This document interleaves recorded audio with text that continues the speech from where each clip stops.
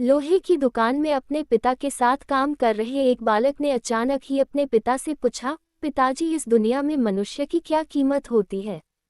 पिताजी एक छोटे से बच्चे से ऐसा गंभीर सवाल सुनकर हैरान रह गए।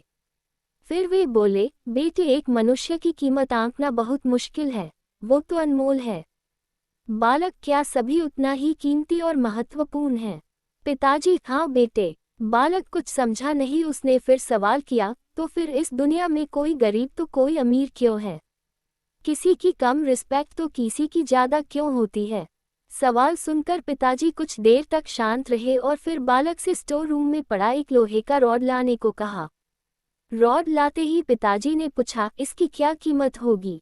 बालक, 200 रुपये। पिताजी, अगर मैं इसके बहुत से छोटे छठे कील बना दूं तो इसकी क्या कीमत हो जाएगी? बालक कुछ देर सोचकर बोला, तब तो ये और महंगा बिकेगा, लगभग 1000 रुपये का। पिताजी, अगर मैं इस लोहे से घड़ी के बहुत सारे स्प्रिंग बना दूं तो? बालक कुछ देर गणना करता रहा और फिर एकदम से उत्साहित होकर बोला, तब तो इसकी कीमत बहुत ज़्यादा हो जाएगी।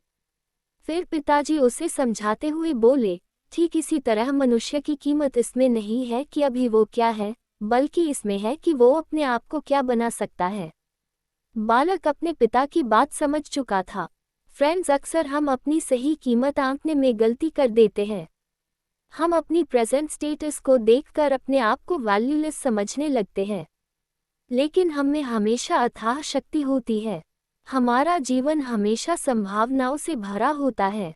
हमारी जीवन में कई बार स्थितियां अच्छी नहीं होती है, पर इससे हमारी वैल्यू कम नहीं होती है। मनुष्य के रूप में हमारा जन्म इस दुनिया में हुआ है, इसका मतलब है हम बहुत स्पेशल और इम्पोर्टेंट हैं। हमें हमेशा अपने आप को इम्प्रूव करते रहना चाहिए और अपनी सही कीमत प्राप्त करने की दिशा में बढ़ते रहना चाहिए।